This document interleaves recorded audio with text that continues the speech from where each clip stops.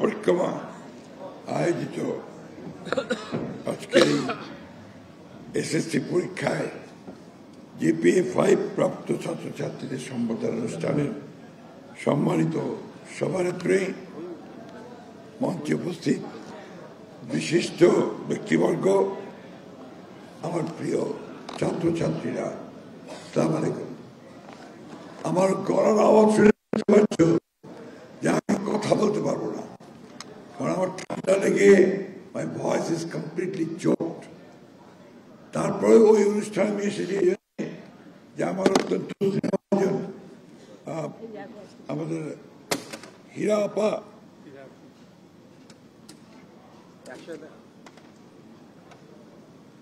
রাশেদা, উনি আমার অত্যন্ত প্রিয় একজন সমাজ সংস্কারক, রাজনীতিক এবং একজন অত্যন্ত উঁচু দলের মানুষ। প্রিয় ছাত্রছাত্রীরা, আজকের অনুষ্ঠানটি একটি ব্যতিক্রমধর্মী অনুষ্ঠান আমাদের জন্য। আমরা হচ্ছি রাজনীতির মাঠের লোক, রাস্তাঘাটে বনে বাজারে চিৎকার করি, স্লোগান দিই, বক্তৃতা করি, তাই না? তোমরা টেলিভিশনে আমাদের অনেক সময় চেহারা দেখো আর চলে যাও। এই রাজনীতিবিদদের কথা আর শুনতে ইচ্ছা করে না, ঠিক না? ঠিক তো? হ্যাঁ, কিন্তু দুর্ভাগ্যক্রমে এই রাজনীতিবিদরাই একটা দেশের ভাগ্য নিয়ন্ত্রণ করে। তারাই পথ তৈরি করে অথবা পথ নষ্ট করে। এটাই হচ্ছে প্রকৃতির রাজনীতির ইতিহাসের নিয়ম। যেই জন্য দেখা যায় যে অনেক সময় কোনো রাজনৈতিক নেতা তিনি একটা জাতিকে অত্যন্ত উচ্চ শিখরে নিয়ে যান, আবার কখনো কখনো কোন রাজনৈতিক নেতা তিনি জাতিকে একেবারে নিচে নিয়ে চলে যান। এইখানেই রাজনৈতিক নেতা, রাজনীতির যে বৈশিষ্ট্য, যে সত্যিকার অর্থেই কারা রাজনীতিকে সমৃদ্ধ করতে চান জ্ঞানে, গরিমায়, আর কারা রাজনীতিকে শুধু নিজের স্বার্থে ব্যবহার করতে চান। এনি প্রবলেম আপনাদের নাকি? অনেক কষ্টে কথা বলতে হচ্ছে ভাই, প্লিজ। গলায় খুব কষ্ট হচ্ছে আমার, একটু দু চারটে কথা আসছে, না বললে তো আপনার আমাদের হীরা আমার উপর রাগ করবেন। আজকে আমি একটা কথা বলি, আমি এসএসসির ফার্স্ট ব্যাচ 1963 সালে এসএসসি পাস করেছি। সো ইউ আন্ডারস্ট্যান্ড যে আমার যে অভিজ্ঞতা, এই অভিজ্ঞতাটা একটা সমৃদ্ধ অভিজ্ঞতা। আমি দীর্ঘ 18 বছর শিক্ষকতা জীবনে ছিলাম এবং বিভিন্ন বৈচিত্র্যময় কাজেও আমি ছিলাম। রাজনীতিতে আমার বয়স প্রায় অ্যারাউন্ড 37। রাজনীতিতে আসার কারণ আমার দুটো। একটি হচ্ছে যে আমার পারিবারিকভাবে রাজনীতিতে আমাদের একটা কম্পালশন আছে পলিটিক্সে আসার, আর দ্বিতীয়ত আমার ছাত্র জীবনে আমি অত্যন্ত উঁচু দরের রাজনীতিবিদদের সঙ্গে পরিচিত হবার সৌভাগ্য আমার হয়েছিল। তখন যে ছাত্র রাজনীতি ছিল, সেই ছাত্র রাজনীতিতে সমস্ত মেধাবী ছাত্ররা বিচরণ করত, যাদের নাম এখন বললে তোমরা অনেকেই চিনবে না, চেনার কথা নয়, কিন্তু তখন তারা ডমিনেট করত ইন্টেলেকচুয়াল অ্যারেনাকে। আমি আজকে প্রাণ দিয়ে, অন্তর দিয়ে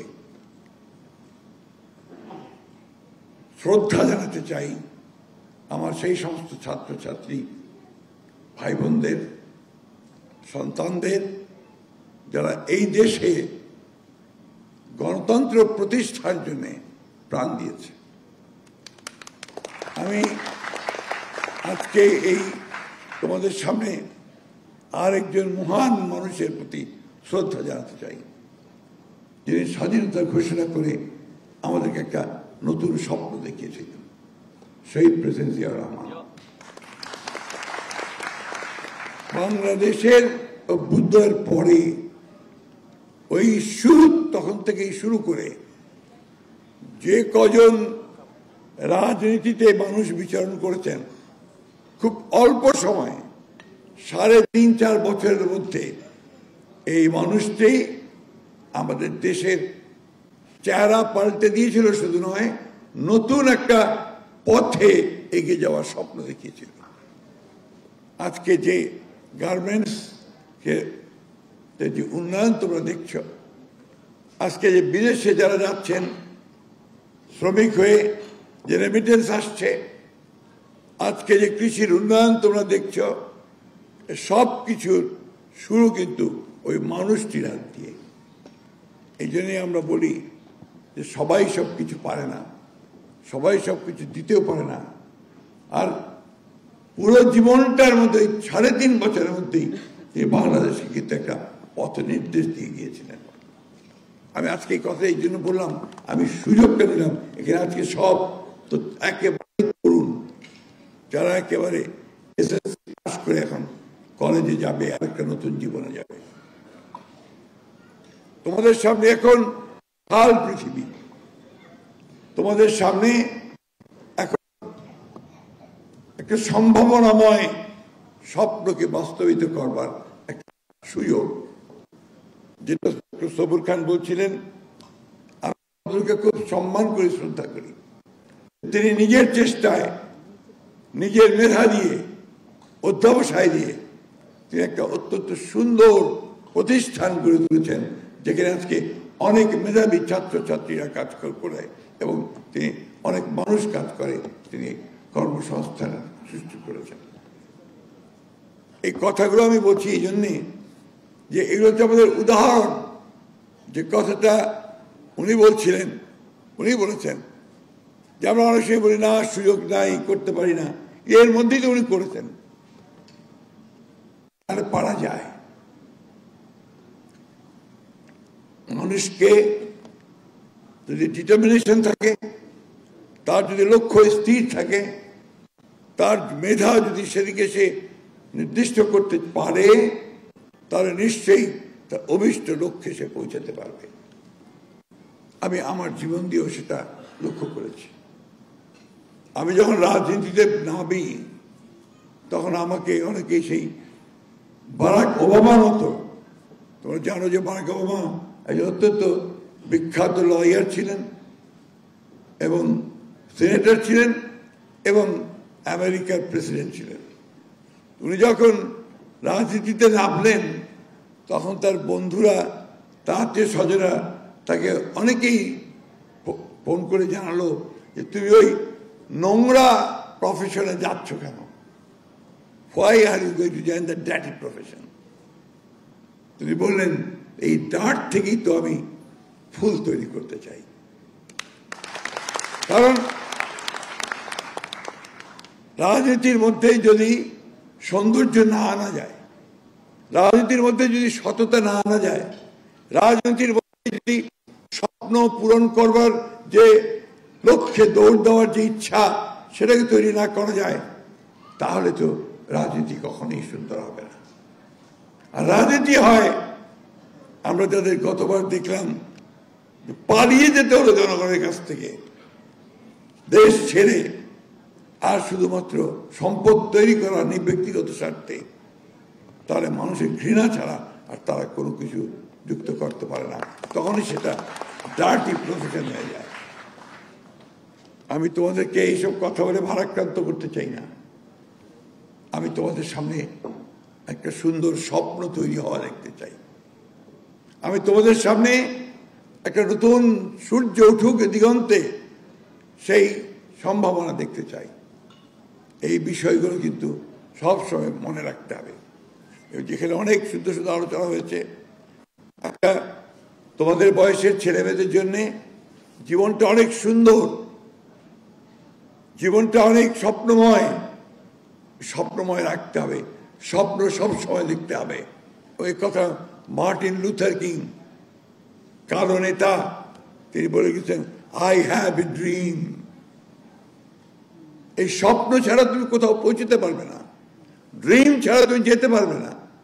you must have that dream and you must have the capability to fulfil that dream. এই কথাটা মাথায় রাখবে।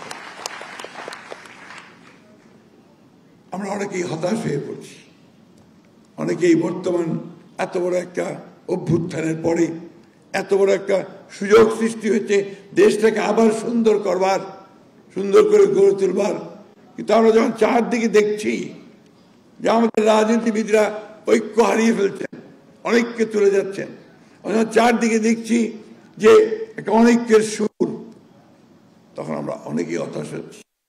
তা আমার অনুরোধ আমার এই ছেলে মেয়েদের কাছে, ছেলে মেয়ে বলছি কিছু মনে করে না, আমার নাতির বয়স 14, তাই না? মনে করছো কি কিছু? তো আমি এই জন্য বলছি যে আমাদেরকে সবসময় মনে রাখতে হবে, আমি যে মানুষটাকে খুব শ্রদ্ধা করি, দুজন কবিদের মধ্যে একজন রবীন্দ্রনাথ ঠাকুর, একজন নজরুল ইসলাম।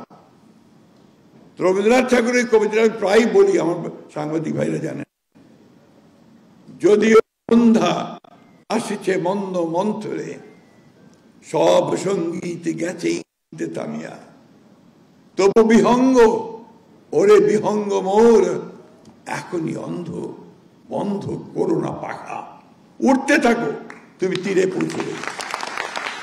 ঠিক একইভাবে আমি বলতে চাই, কে আছো জোয়ান, হওয়া গুয়ান, হাকিছে ভবিষ্যৎ। ভবিষ্যৎ তোমাকে ডাকছে। আজকে তোমরা যারা এখন যৌবনে পা দিচ্ছ, নতুন পৃথিবী পা দিচ্ছ, সেই পৃথিবী তোমাদের ডাকছে। এবং যে কথাটা ডক্টর খান বলেছেন, সবর খান, নিজেকে তৈরি করতে হবে পৃথিবীর সঙ্গে প্রতিযোগিতা করতে। পৃথিবীটাই এখন প্রতিযোগিতার পৃথিবী হয়ে গেছে। তুমি টিকতে না পারো, তুমি নিক্ষিপ্ত হয়ে যাবে। সেই জায়গায় তোমাকে পৌঁছতে হবে, তার জন্য তোমাকে তৈরি হতে হবে। আমাদের দুর্ভাগ্য যে আমাদের দেশের শিক্ষা ব্যবস্থা সেই রকম তো নয়, বরঞ্চ অত্যন্ত নিম্নমানের। এর জন্য দায়ী রাজনীতিবিদরাই, এর জন্য দায়ী আমরাই, এর জন্য দায়ী আমাদের আমলাতন্ত্র। এখানে শিক্ষার উপরে খুব কম গুরুত্ব দেওয়া হয়েছে। আমরা বিএ পাস করাই, এমএ পাস করাই চাঁদপুরের গ্রাম থেকে অথবা আমার ঠাকুরের গ্রাম থেকে। সে ঘুরে বেড়ায়, কোনো কাজ পায় না, কারণ বিএ পাস এমএ পাসকে দিতে চাকরি দিতে ওনারা পারেন না। কিন্তু সে যদি বিএসসি পাস করত অথবা আপনার পলিটেকনিক ইনস্টিটিউট থেকে একটা ডিপ্লোমা নিতে পারত আপনার ইলেকট্রিসিটির উপরে, অথবা আপনার সিভিল ইঞ্জিনিয়ারিং এর উপরে, অথবা অন্যান্য বিষয়গুলোর উপরে, তাহলে কিন্তু তার চাকরি কেউ আটকাতে পারত না। এই যে নীতির ব্যাপারটা, এখানেই রাজনীতিবিদদের ফেলিয়ার। আজকে কারিগরি শিক্ষার ব্যবস্থা নাই, তার কোনো ইনস্টিটিউট নাই, ভোকেশনাল সেন্টারগুলো নাই। আমরা এগুলো তৈরি করি না, আমরা বিএ পাস এমএ পাস তৈরি করছি। আর ওই হাই স্কুল টেস্টের জন্য আমরা আপনার এখন এই যে আমাদের স্যাররা আন্দোলন করছেন, রাস্তায় আছেন শিক্ষকদের বেতনের জন্য। এটা তো অনেক ভালো হতে পারত যদি আমরা পুরোপুরি এটাকে পরিবর্তন করে শুধুমাত্র অতি মেধাবী ছাত্রদের জন্য হায়ার এডুকেশন, কিন্তু আমাদের বেশিরভাগ সাধারণ ছাত্রদের জন্য আমরা যদি আপনার ভোকেশনাল অ্যান্ড টেকনিক্যাল ট্রেনিংয়ের ব্যবস্থা করতে পারতাম, তাহলে আমাদের সবচেয়ে ভালো আমরা লাভবান হতে পারতাম।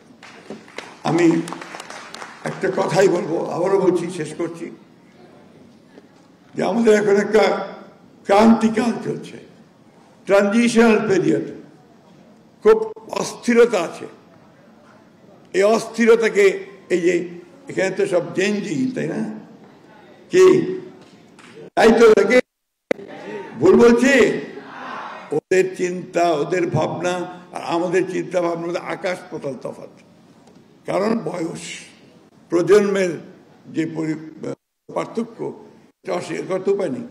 হীরা যখন প্রেসিডেন্ট জিয়া রহমানের সাথে হিজবুত বাইরে সমুদ্র ভ্রমণে গেছে এবং তাকে সমুদ্র সম্পর্কে জানানো হয়েছে সেখানে, তখনকার সময় আর এখনকার সময় তো এক নয়।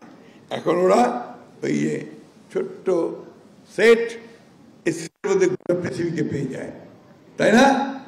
তো অনেকেই ওরা কিন্তু আমাদের চেয়ে অনেক বেশি জানে, এ কথাটা আমাদের বুঝতে হবে। কিন্তু এই জানাটা, এটাকে ব্যবহার করা, এটাকে কিন্তু সুনির্দিষ্ট মঙ্গল খাতে যেতে হবে, মঙ্গলের জন্য, ধ্বংসের জন্য নয়। আজকে গোটা পৃথিবীতে কিন্তু অস্থিরতা, সব মিলিয়ে আমরা যদি মানব কল্যাণে কাজ করি, আর সব মিলিয়ে আমরা যদি সুন্দর পৃথিবী তৈরির জন্য কাজ করি সবাই মিলে, তাহলেই আমরা সে সুন্দর এগিয়ে নিয়ে যেতে পারবো। আমাদের দোয়া তোমাদের জন্য, আমাদের সার্বক্ষণিক প্রার্থনা আল্লাহ তাআলার কাছে, আল্লাহ তাআলা তোমাদেরকে যেন সঠিকভাবে মানুষ হওয়ার মতো তৈরি করেন। একটা দেশে এই মানুষ হওয়াটাই সবচেয়ে বড় কাজ। ধন্যবাদ সকলকে। আসসালামু আলাইকুম।